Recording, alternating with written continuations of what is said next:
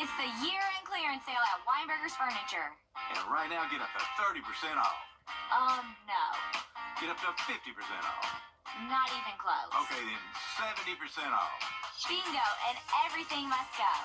We're offering huge savings on every in-stock item, up to 70% off at all locations. That's right, up to 70% off. Just come into all 3 of our locations to get the best prices. The Live 5-for-6 Skyview Network, sponsored by Terry Lambert Hyundai. Another below freezing night with temperatures falling down into the upper 20s in some places. Then we'll warm up back to mild conditions this weekend with little to no rain in the forecast. I'll have a look at your full Viper 6 forecast coming up. Right now on News Channel 6 and 6, a medical marijuana bill in South Carolina. We'll hear from both sides of the issue as your News at 6 starts now. Live from Television Park, this is WJBF News Channel 6 at 6.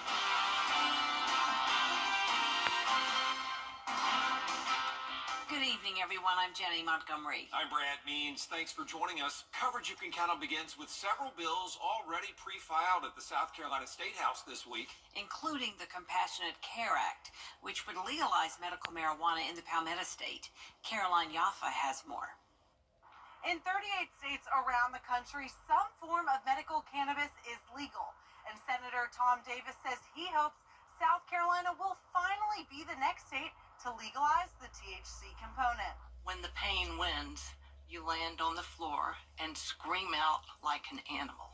That's Margaret Richardson. She suffers from trigeminal neuralgia. She spoke in front of South Carolina lawmakers 5 years ago in favor of the legalization of THC. It's the compound in marijuana known for its psychoactive effects on the brain and body. Medical cannabis is anti-inflammatory, so my condition's neurological.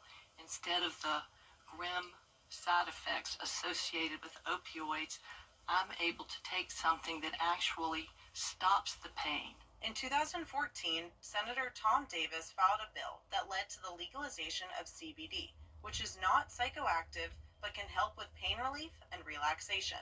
Marijuana can be a therapeutic benefit in many respects in a lot less intrusive way than opioids or the pharmaceuticals. During the last 2 years, the bill passed through the Senate, but did not get through the House. Chairman of the House Invitations and Memorial Resolutions Committee, Dennis Moss, voted against the bill in 2022. They were saying, oh, we need the CBD oil, that it would help with these epileptic episodes and stuff. So we passed CBD oil. Now it's just like a little more, a little more, a little more. Richardson says she understands the concerns, but argues the benefit of THC would help her and many others who suffer. The stereotypical Woodstock hippie is what a lot of us think of, but that's been replaced by tiny children with 100 epileptic seizures per hour, or people like me who are suffering. Senator Davis says for this session, he plans to emphasize key factors to sway leaders in the House. It requires doctors' inpatient authorization, doctor supervision. It requires pharmacists to dispense it. It is a very conservative bill because that's what South Carolinians want. In Columbia, Caroline Yaffa. It is time now for our first check of the weather. Here's Chief Meteorologist Jenna Petracci. Well, it's a nice, clear, and dry Thursday night. Here's a look at our Terry Lambert Hyundai Skyview cam in Waynesboro. Today we started out pretty cold, all the way down to 29 degrees in Augusta. Notice the record, though, is 14, so we were still nowhere near that, at least. But our average for this time of the year is 38, so around 10 degrees below it. High today made it into the mid-50s, and then, of course, no rain today. We had nice, clear skies. Temperatures are in the low to upper 40s already in some places. Evans at 49, Augusta, one of the coldest spots at 43, 45 in Barnwell, 49 in Louisville, Aiken, you're at 44. Sylvania only at 41, but still at 50 in Wrightsville. So a variety of temperatures this evening. Winds are all very light, only up to around 3 miles per hour. So with the calm winds and the clear skies, we will definitely see some cold temperatures tonight. Dew points are in the upper 20s through low 30s, so dry air in place with high pressure overhead. Snow up in the Midwest, but really no rain across across the map here this evening, and we'll stay dry the rest of tonight and over the next couple of days, other than a few stray showers here and there. So clear skies for the rest of your Thursday evening, going down to 35 degrees at the 11 o'clock hour. So we'll definitely be below freezing tonight through Friday morning. More clouds will move in tomorrow, a stray shower possible on Saturday and Sunday, and then the 70s will be here by next week. Coming up, I'll have a look at your full 10-day forecast, but back to you. All right, thanks a lot, Jenna. We appreciate it. A lot of people turning out and heading to Payne College today to try to find out what sort of storm recovery is still out there. Representatives from national, state, and local agencies all on hand. A helpful session at the Heel Complex. If somebody is approved for a loan for damage to their home or business, they can also add another 20% of the total estimated damage to that loan amount to build back stronger, to lessen or mitigate future damage. They're big trees because they was pine trees and 2 oak trees. So if they have information how to go about getting help to remove some of them, that would be a great job. And I figure all the information I get, I'll start letting my neighbors know. The FEMA reps say so far they've provided $240 million to storm recovery efforts in Georgia. In North Augusta, a major road construction project is set to start, and it's on a heavily traveled road to Aiken. Part of Belvedere Clearwater Road is a 4-lane highway. However, it narrows to 2 lanes near Old Sudlow Lake Road. This new project will keep it 4 lanes for another 2 miles. SCDOT, along with the Augusta Regional Transportation Study Area, identified that stretch of the road as being in need of improvements. Talking about, traffic increases as well as pedestrian safety, those are a few things that we want to be proactive on and address them before they become a larger issue for the traveling public through Aiken or the residents along the road right there in Aiken County. Construction is expected to begin sometime in the spring or summer of next year, starting with the culvert. The Transportation Department believes it'll take 2 to 3 years to complete the work. South Carolina law enforcement launching its Holiday Sober or Slammer campaign, part of an effort to crack down on drunk driving. And today, agencies coming together in the Low Country for an event that honored 2 women who were killed in a drunk driving accident this year. Investigators warning everybody to think about the consequences of their decisions this Christmas. The tragedy that took Ariana and Lizzie from their loved ones was entirely preventable.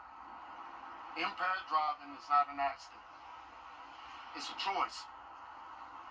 A choice that is illegal, reckless, and far too often deadly.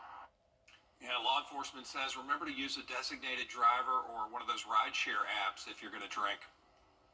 Augusta University seniors got to turn their tassels today. Photojournalist Gary Hips was there.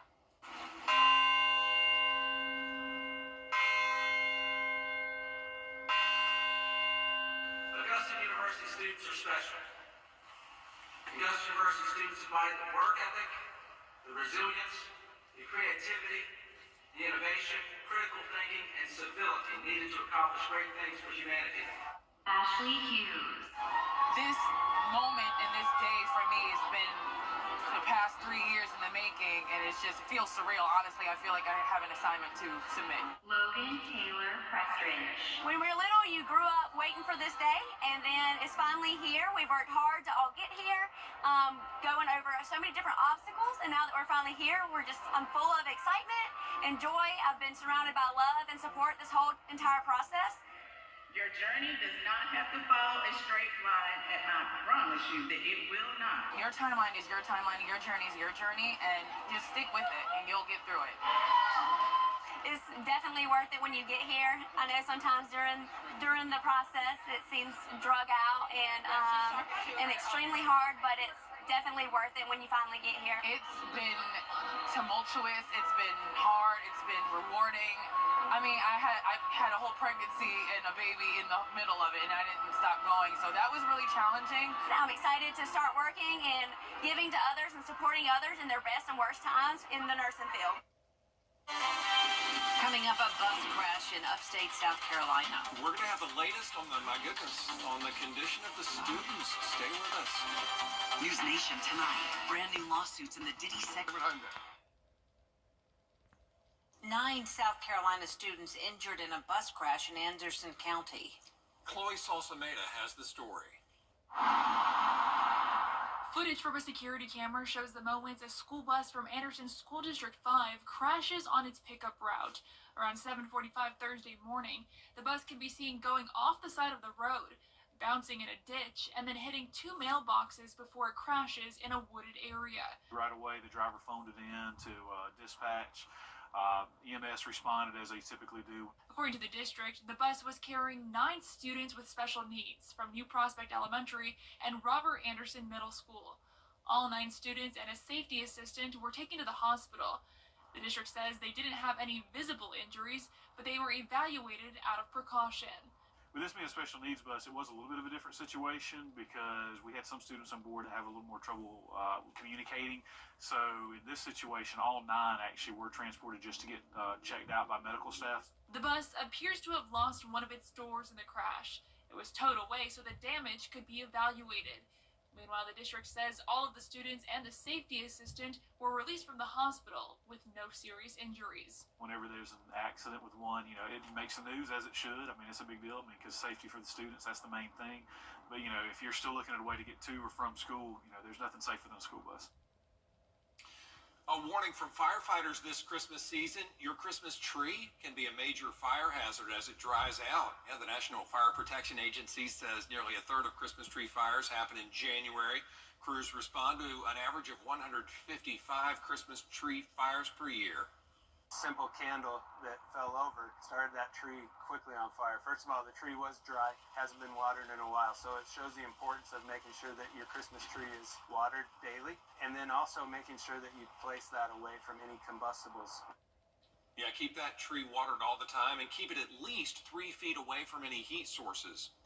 A health panel is recommending giving women the option of swabbing themselves to check for cervical cancer. The U.S. Preventive Services Task Force is hoping the move will result in more women being screened each year.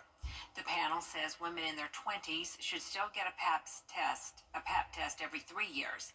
But from ages 30 to 65, women can test for HPV every 5 years. And they say women can swab themselves with a test kit that's available in health settings, but will hopefully become an at-home option soon. Women who have been reluctant or never screened, this provides a new option that we hope will encourage them to get regular screening. Because again, cervical cancer is one of the most treatable and preventable cancers. Studies show that women and doctors collect samples with similar accuracy. And Jenna is back with another check of our weather. Well, Christmas is just 13 days away now, which means we are getting a little bit of an idea of what our forecast could look like. I'll have the answer when we return. Save during Brandsmart USA. Weather headlines on WJBF News Channel 6. Brought to you by Hickson Roofing. If your roof needs fixing, call Mr. Hickson. Now, your most accurate forecast with WJBF Live 5/6. Welcome back. Here's a look at our Terry Lambert Hyundai Skyview cam over in Waynesboro. It is a nice, dry, and clear night. Definitely feeling chilly, though, down into the low 40s already in Augusta. Dew point of 33. Winds are calm, so that'll help our temperatures cool down quite a bit tonight. We're seeing pretty much 40s everywhere now, everyone below the 50-degree mark. 48 in Sandersville, 47 in Sparta, Lincolnton at 46. Barnwell, you're at 45. 44 in Aiken. And as for our satellite and radar, high pressure is overhead moving up the East Coast. Some snow up in the Midwest and then more cloud cover, but no rain there in Texas. So for tomorrow, we'll see some clouds moving in, but in the morning, still mostly clear skies with temperatures down to around 30 degrees. If you plan on doing some Christmas shopping tomorrow, it's overall going to be a nice day. You don't have to worry about any rain. Just bring a jacket with you in the afternoon and evening, as we'll only be getting into the mid-50s once again, becoming mostly cloudy by Friday night. Mostly cloudy again on Sunday, so overall pretty good amount of cloud cover with us, but very low rain chances. And we're back to some mild temperatures this weekend, 60s in the forecast, and our lows will be in the 40s again on Sunday. So just around a 10 to 30% chance of rain over the next several days. Notice so far for the month of December, we've only picked up around an inch, and we typically have close to 4 inches for the month, but it doesn't look like we'll have a very promising chance of rain anytime soon. Just a series of weak cold fronts coming through over the next several days, but we'll still definitely warm up ahead of some of those cold fronts, going all the way up to 72 on Tuesday, back down to 65 on Thursday. And as I mentioned, it's less than 2 weeks now until Christmas, so we're getting a little bit of an idea of what the forecast could look like. Notice the temperature outlook from December 20th through the 26th, showing below average temperatures likely across the southeast, but just barely. So when we see this light blue shade, that means we'll be pretty much close to average, but just slightly below. So as of now, I'm going with mid to upper 50s for your highs on Christmas Day, but of course things could definitely still change. High pressure overhead, but moving up the east coast as we head into Friday. More clouds moving in. Notice a few showers moving into the south over the weekend, but not much going on. It will be a pretty quiet weekend, great for some outdoor plans, especially since we'll have some slightly warmer temperatures. Our lows tonight will be anywhere from around 28 to 33 degrees. Highs tomorrow will be in the mid to upper 50s. And here's a look at your 10-day forecast. We're going to see partly cloudy to mostly cloudy skies over the next several days. Rain chances up to 20% with that warmer temperature of 72 degrees on Tuesday. And then as we go into the end of the week, we will have another big cool down, high of only 48 degrees next Sunday. Now, time for a Viper 6 umbrella winner. There it is. Today's winner is Judy Holmes from Trenton, South Carolina. I believe this is a relative to Hamp Holmes, who won yesterday. So congratulations, Judy. You can pick up your umbrella here at the station and sign up to win yours on WJBF.com. Wow, the Holmes family getting hooked up this week. Thanks, Jeff. Coming up, the Barnwell Warhorses finished out their season in the 2A state title game against Clinton. Stay tuned to hear from Coach Brian Smith's post-game reaction in sports.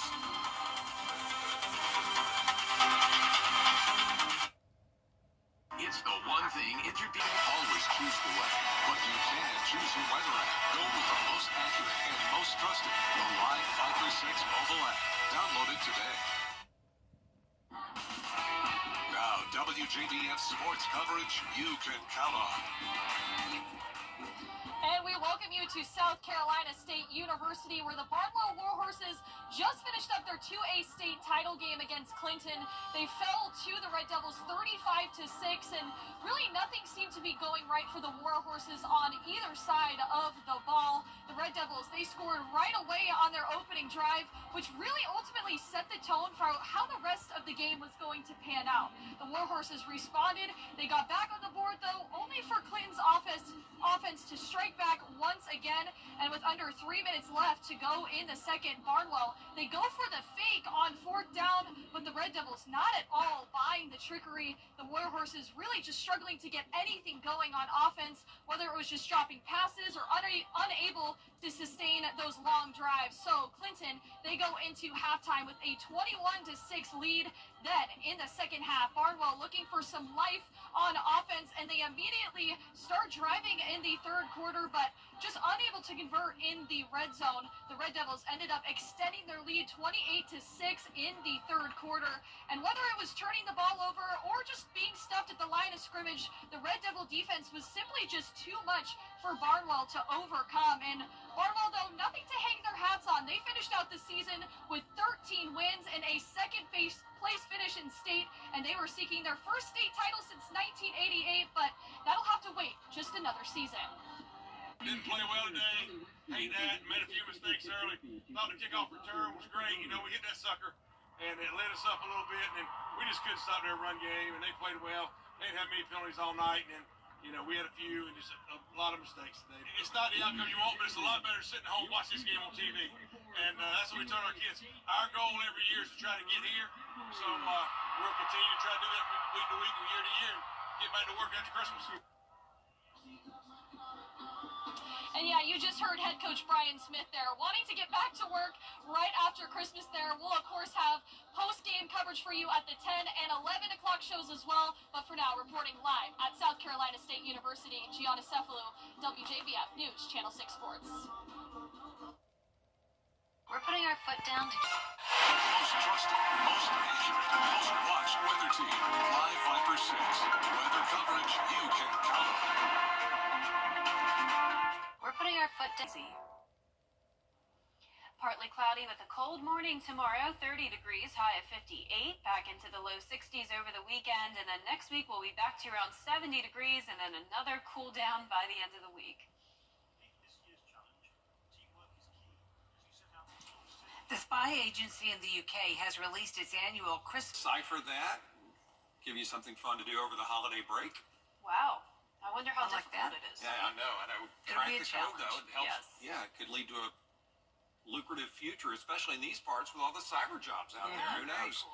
Well, that is our report for now. We appreciate you tuning in. We're back at 7 after World News Tonight. And then we'll see you again for News Channel 6 at 11. Have a great evening, everyone.